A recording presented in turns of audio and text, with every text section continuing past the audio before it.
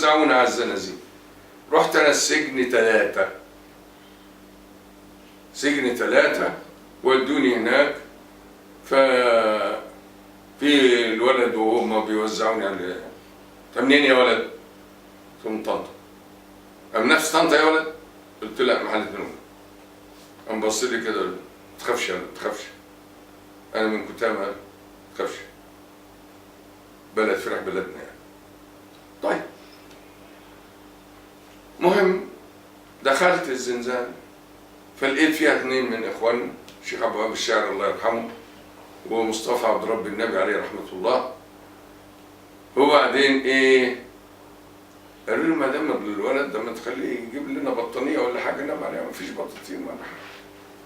فلما الولد ده جاء قلت له عايزين بطانية. قال بس طول بالك، بالليل الساعة 12 أو بعد كده بالليل جاب لنا بطانيتين وحدفهم ومشي. وبعدين خدوا الأخين دول مني وسووني لوحدي في الزنزانة. طب وبعدين قلت انت شوف، اكرمني ربي بان انا اوضع برنامج عمل وانا في الزنزانة دي لوحدي، بحيث ما يبقاش عندي وقت فاضي ابدا. صلاة الفجر اولا، ثم قراءة المأثورات، ثم ما أحفظ من القرآن الكريم، ثم طابور رياضة حتى يأتي الإفطار، ثم صلاة الضحى، ثم صلاة التسابيح، ثم صلاة الظهر، وبعدين قيلولة، الغداء وقيلولة شوية، وبعدين أقوم على شوية رياضة، ثم برضو ما أحفظ من القرآن ومن المأثورات إلى آخره، حتى إن أنا ما كانش عندي وقت أبدا فاضي لأي حاجة. استمر الحال فترة من الزمن حتى جاءني ولد يبص من الزنزانة كده قال لي شيخ مسعود إيه اللي جابك هنا؟ طيب معلش، في حد هنا من البلد؟ قلت له آه، أخ إبراهيم شرف. أنا الضابط؟ قلت له آه إبراهيم شرف. قال طيب.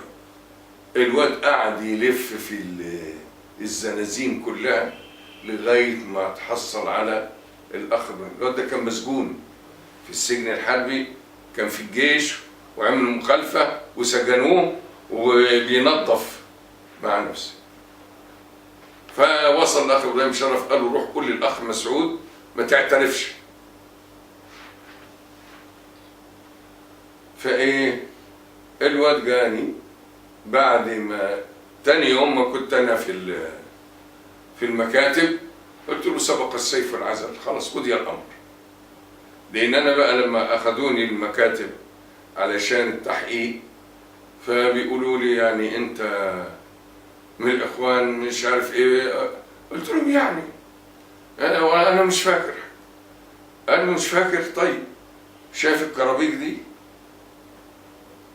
قال طيب فكروه 10 جم قلبني ونازلين بالكرابيك لما الدم يبقى ايه يتنطر. قال بس سيبوه احسن تموتوه، سيبوه اربطوا رجله. فكانوا ضربوا شريان، فالشريان ايه اتقطر، ربطوا رجلي وبعدين جابوا لي الاخ ابراهيم شرف. فلما جاء الاخ ابراهيم شرف بصيت على رجليه لقيت رجله دي فطيره كده مهريه من شده الضرب. قال لي يا اخ مسعود اللي يعني عمل عمل يتحمل نتيجته. قلت خلاص انا خايف على ابراهيم خلاص. قلت لهم حصل. انا كنت بعترض يعني كنت بقول لهم على اساس ان الاسلحه اللي انا جت قلت لهم حصل. خدت من ده واديت لاحمد سلام. قالوا خلاص سيبوا بقى كفايه عليه المصيبه اللي جات له دي. بالنسبه للسجن حصلت فيه حاجات في داخل السجن يعني الله يرحمه ويحسن اليه الشهيد عبد الفتاح اسماعيل. انا لما كنت هناك طبعا كان البنطلون اتقطع والقميص، وما بقتش الا فانيلا بحمالات وكلوت بس اللي املكه. وكنت قلت لهم اخد معايا، قالوا لا لا لا، ده 5 دقايق وراك مرجعينك تاني. فالمهم انا كنت في زنزانة 44، لقيت واحد يقول 44 وابص لقيت صورة ملابس في وشي. مفيش فرصة ان انت تتكلم، ان اتكلمت هنضرب انا واللي حط لي البتاع. خدت الملابس ودخلت على الزنزانة، قعدت اغير والبس وبتاع.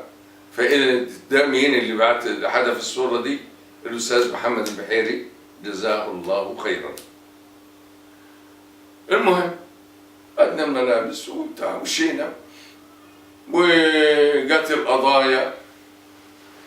واثناء الفتره بتاعت السجن دي حدث فيها اشياء نحكي بعض منها. في يوم كانوا اخوانك لقوا ان العساكر بياكلوا العيش بتاعنا وبتاع، فنزلوا خدوا جزء من العيش ووزعوه على الزنازين، كل واحد رغيفين، كل زنزانه رغيفين. فالعيال العساكر لقوا ايه؟ ان الكميه بتاع العيش بتاعتهم قلت. طب السجن كله ينزل تحت، اجمع السجن كله، اعمل القنفذ، زحفه القنفذ، وتكنس الارض بسيف الايد، الاسفلت بسيف الايد. وطلعوا فتشوا في الزنازين. الزنزانه اللي يلاقوا فيها رغيف يطلع ينضرب اللي في الزنزانه، او اذا طلع واحد ياخد له كام طريحه كده وينزل ياخد 35 كرباج. المهم لقوا في 109 رغيفين عيش، اجمع 109. اخ ابراهيم شرف قال لي اطلع انضرب بقى. حاضر اطلع انضرب. يومها كان عندي صداع لا يطاق، فطلعت. المهم الواد اداني الاقلام اللي فيها النصيب، ونزلت عند ابو 35 كرباج ده. فقلت له ممكن اقول لك كلمه؟ قال قول يلا. قلت له انا عندي صداع فلق راسي، اصبر لغايه الصداع ده ما ينتهي، وبعدين اضرب ان شاء الله تضرب للصبح.